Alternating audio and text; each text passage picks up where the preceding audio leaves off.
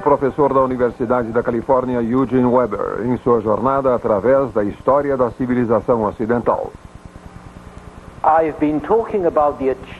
Tenho falado sobre as realizações do século XIX, que foram impressionantes. Agora quero falar sobre seus conflitos. Eram conflitos de gerações. Conflitos sociais que foram o lado sombrio dos triunfos materiais do século. Conflitos nacionais e internacionais, incluindo amargos combates nas colônias. Esta parte da história não é menos excitante que a Revolução Industrial, porque também é uma sequência de levantes, revolução social, revoluções nacionais e suas equivalências internacionais. O legado do século XVIII para o século XIX. Cada era vive na sombra do passado, mesmo que não saiba disso. O século XIX viveu na sombra do anterior e sabia muito bem disso. A política do século XIX, as ideias que o fizeram avançar ou recuar, foram vestígios de revoluções e a revolução era seu constante ponto de referência. Muitas vezes, sua constante experiência.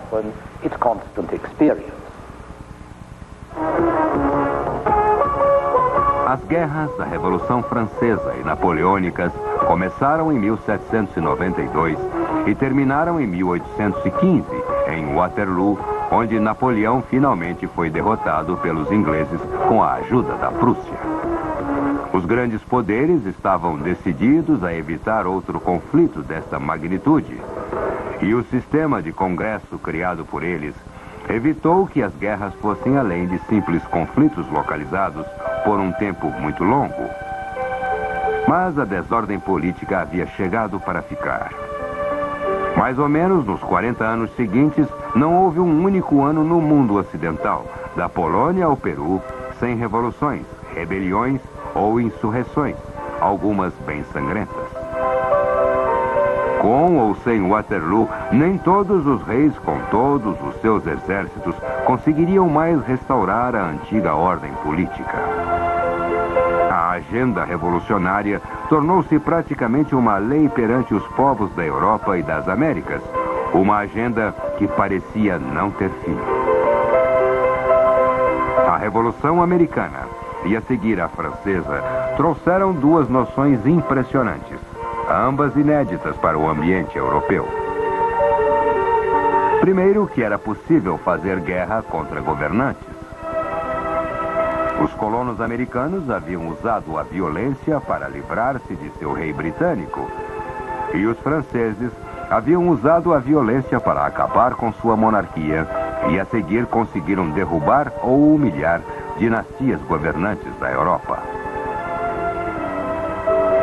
Este tipo de revolta, nesta escala, jamais havia acontecido na história da Europa.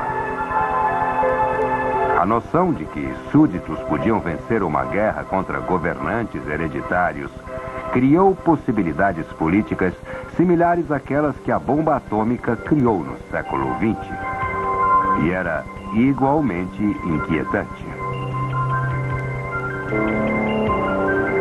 Uma geração após Waterloo, a América Latina já estava livre de Portugal e Espanha. A Grécia estava livre da Turquia. Os belgas haviam criado seu próprio reino independente. Na Itália, Polônia, Canadá, Suíça, Dinamarca, Alemanha, Espanha e Portugal ocorreram insurreições, sem mencionar a França, que alterou seus governantes várias vezes, e os ingleses, que tentaram fazer o mesmo e falharam. A segunda noção criada nesta época de revoluções reforçou a primeira, uma filosofia política que justificava a guerra de súditos contra governantes. As revoluções nos Estados Unidos e França não haviam apenas vingado, era possível justificá-las com fundamentos morais. Foi este princípio de que elas foram justificadas que tornou as revoluções respeitáveis.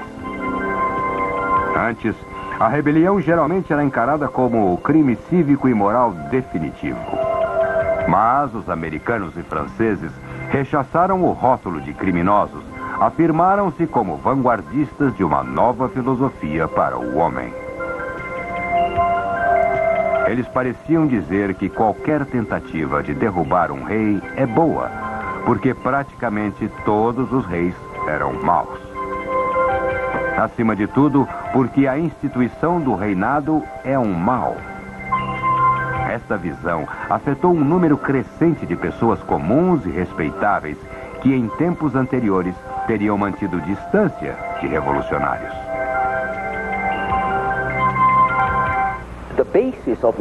A base dessa nova posição seria encontrada em três principais ideias já conhecidas: a aperfeiçoabilidade do homem, a soberania do povo e a igualdade do homem.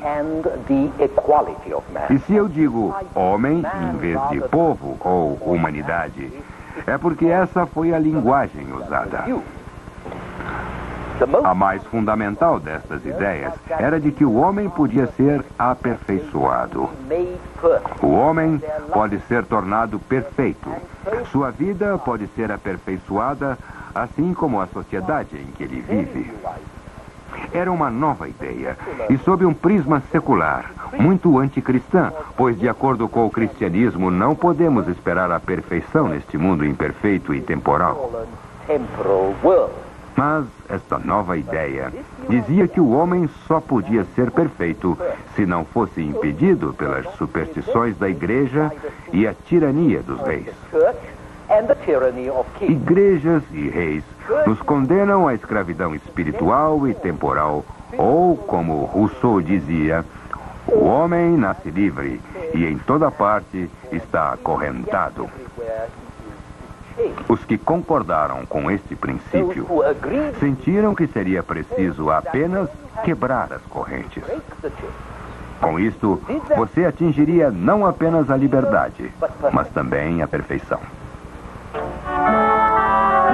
Assim, no início do século XIX, uma geração de europeus cresceu ouvindo que eram homens livres condenados à escravidão, mas que a libertação estava à mão e que realmente estava em suas próprias mãos. Eles lembraram-se do conselho de Voltaire de esmagar o infame clérigo, um agente de atraso e superstição, e concordaram com a máxima enciclopedista, pela qual o mundo seria um lugar melhor se o último rei fosse estrangulado com as vísceras do último pátria. Eles jamais foram a tal ponto na prática, mas seu discurso era feito neste tom. Igualmente nova era a doutrina da soberania do povo. Ninguém sabia dizer exatamente o que isto significava, mas estava claro que não queria dizer a soberania dos reis. Estes, especialmente os reis absolutos, eram tiranos usurpadores da verdadeira soberania que pertence ao povo, e assim os reis deveriam ser eliminados. Finalmente, todos os homens eram iguais e todos eram irmãos. Novamente, ninguém sabia dizer o que isto significava na prática, mas estava implícito que nenhum homem deveria escravizar, oprimir ou maltratar os outros. Mais importante, negava a qualquer grupo direitos sobre outras pessoas apenas por referência a privilégio, tradição, propriedade, conquista anterior, sangue ou ascendência. Direitos baseados em tais princípios não eram direitos. Os únicos direitos que importavam são os direitos inalienáveis do homem, que pertencem a ele apenas por ser homem.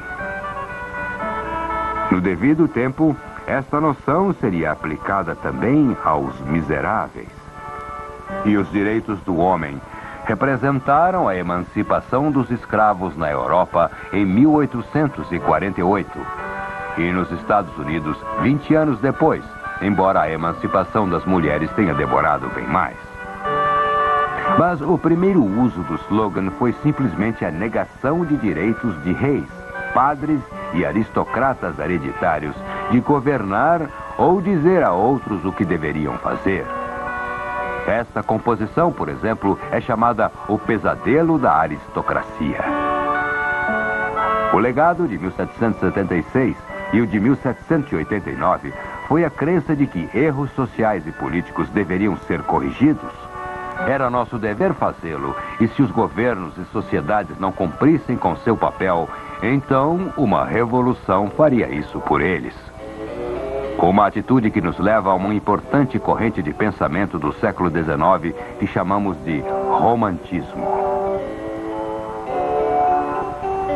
Vejam este retrato de Napoleão como imperador solene e grandioso, o último dos déspotas esclarecidos. Agora, vejam este em que sua juventude, sua beleza e seu aspecto de conquistador são enfatizados. E o ambiente é caótico, não é solene nem organizado. Napoleão poderia ser um bandido, um assaltante, um rebelde, o tipo de homem que supostamente incitaria rapazes e faria as moças suspirarem, o que chamamos de romântico. De fato, Napoleão engloba ambas as características. É uma figura paternal autoritária identificada com a lei e a ordem, repressão e política. E o código que protege é a propriedade, os contratos e a família. Mas ele também é o herói romântico, uma espécie de Robin Hood que ultrapassa obstáculos incríveis, representa a aventura, emoção, energia e juventude contra a idade, os pobres contra os ricos. Após Waterloo, foi a segunda imagem de Napoleão que sobreviveu e que transformou o senhor de um eficiente estado policial em santo patrono de uma revolução. Mas o real patrono da nova era pertencia ao século anterior, Jean-Jacques Rousseau.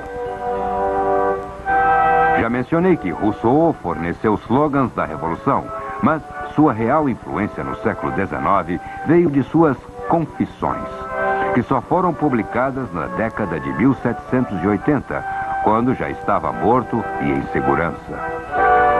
As Confissões foram a primeira autobiografia moderna em que um escritor se mostra tão fascinado consigo mesmo que conta tudo sobre si, suas fraquezas, más ações, casos de amor e problemas sexuais.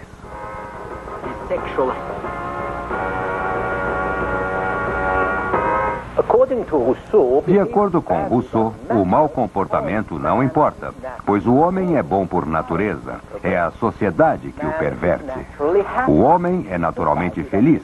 É a sociedade que o torna infeliz. E as conclusões de Rousseau: combata a opressão, lute contra a repressão, seja você mesmo, resista às convenções sociais, despreze o dinheiro e o status. Caia fora. Escolha a rejeição e o fracasso, se isso é o que ressalta sua real natureza. Rousseau escolheu a rejeição e o fracasso, o que o tornou uma figura de destaque para o partido dos rejeitados e oprimidos. Mas em seu caso, eu devo dizer que o sucesso veio com o fracasso. Somente na França, 500 mil de cópias de seu trabalho foram impressos entre 1817 e 1824.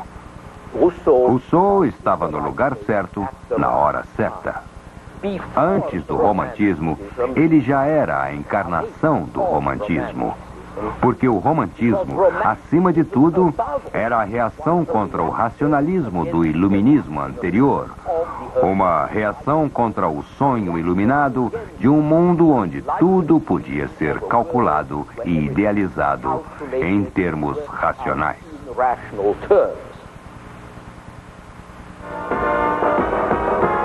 Lembrem-se de que o espírito do pensamento iluminista dos séculos 17 e 18 havia sido a investigação do que podia ser visto, com o auxílio de novos instrumentos científicos para calcular o que podia ser calculado. Mas os românticos queriam chegar ao invisível e ao incalculável. Eles estavam interessados nas forças que nos movem ou em revelar que somos sonhos, fantasia, loucura. Pintores românticos pintavam pesadelos, pintavam loucos e pintavam pessoas estressadas que não agiam com a razão. Eles pintavam terríveis acidentes em que a natureza se sobrepõe ao homem. Os românticos também estavam interessados nas grandes correntes silenciosas da sociedade e da história.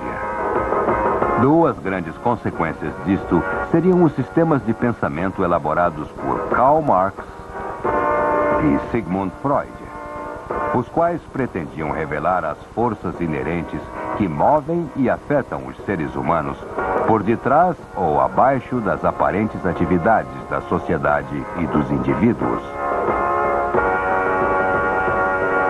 De imediato, a arte e a literatura dos românticos eram sobre a oposição e o conflito. Elas eram contra a conformidade, maneirismos, crenças, tabus, até mesmo ao ponto de aprovarem o incesto. Eram contra a opressão, fosse ela nacional, política ou social. Buscavam a abolição do sofrimento. Opunham-se à escravidão, opunham-se à pena de morte e eram contra a lei como um agente de opressão. Contra a lei, eles decantaram o bandido e o fora da lei em suas pinturas, suas peças, seus romances, suas óperas e até mesmo na moda. Eram a favor de rebeldes contra a autoridade estabelecida, pela juventude contra a idade. Em parte, era uma revolta de gerações contra o conservadorismo, contra gerações mais velhas que oprimiam as revoluções ou opunham-se a elas. Contra os pais e avós, que eram a encarnação do tirano a ser derrubado. Os românticos eram rebeldes ou simpatizavam com rebeliões como Wordsworth, que foi à França em 1791 e descobriu que o êxtase encontrava-se na aurora de estar vivo. Mas Wordsworth mudou a ideia quando a libertação transformou-se em guerra e terror, e outros reagiram como ele. O poeta alemão Goethe admirou Bonaparte como o líder de uma revolução. Admirou-o como um grande libertador, até que Napoleão se tornou o grande opressor. Beethoven dedicou sua terceira sinfonia, a heróica, ao general Bonaparte. Mas, na véspera da primeira apresentação, assim que ficou sabendo que o general havia se declarado imperador, ele rasgou a página de dedicação e quase destruiu a partitura. Outros demoraram mais tempo a perder suas ilusões. O poeta Byron apoiou os patriotas italianos em 1820 e os patriotas gregos alguns anos depois. Ele foi à Grécia para lutar pela libertação da Grécia. Ele formou e patrocinou a Brigada Byron e então morreu de uma febre em Missolonghi. Shelley apoiou os radicais na Inglaterra, assim como os guerrilheiros gregos. E a viúva de Shelley, Mary, escreveu a história de Frankenstein, que não é apenas um romance de ficção científica, mas também um conto de caráter russoniano sobre um tipo de selvagem nobre, bom por natureza, mas corrompido e levado ao assassinato por maus tratos. O romantismo também exaltou a história, o passado contra o presente, o passado usado para inspirar conflitos presentes, a ação presente. Os grandes feitos de alemães, escoceses, gregos, ou seja quem for, que mereciam ser grandes mais uma vez. As rebeliões de Guilherme Tell ou Robin Hood, ou do povo de Paris contra os opressores estrangeiros ou opressores locais.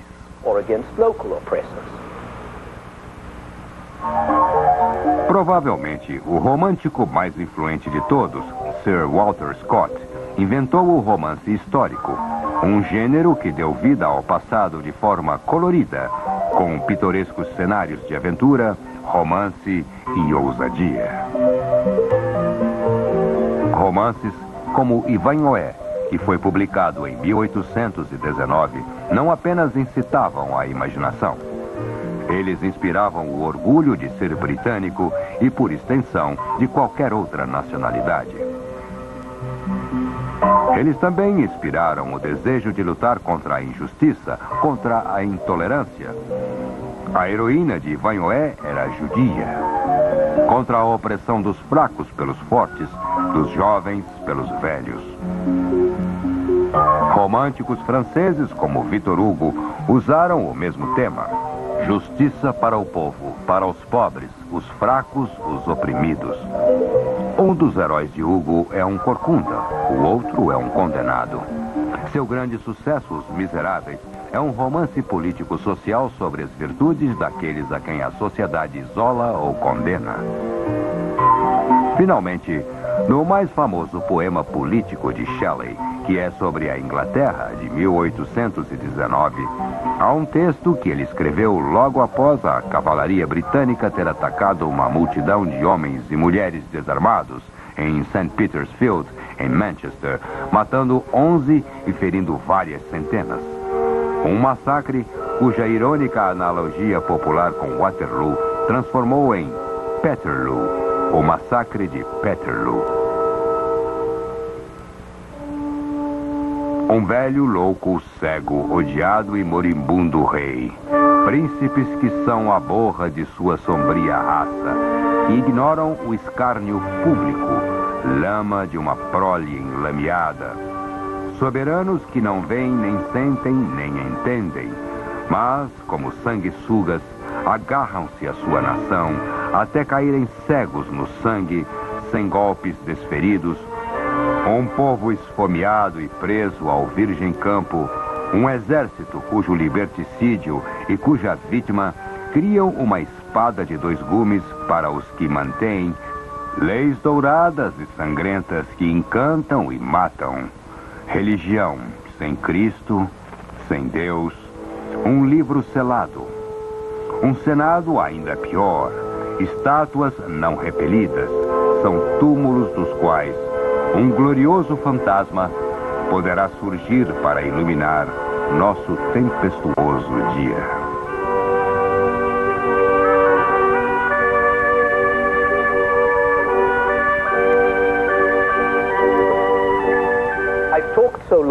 Falei muito sobre os românticos, pois seu espírito formou a política do século e inspirou seus maiores conflitos nacionais e sociais.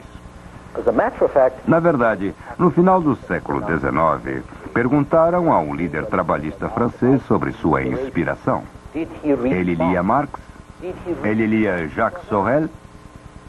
Respondeu: por Deus, não leio esse tipo de lixo. Eu leio Alexandre Dumas, leio Os Três Mosqueteiros.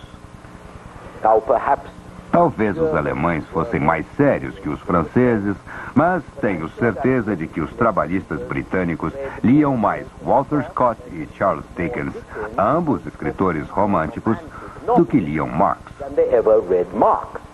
Foi o espírito romântico que inspirou a revolta política e social na Inglaterra nas décadas de 1820 e 40. Na França, em 1830, 40 e 70.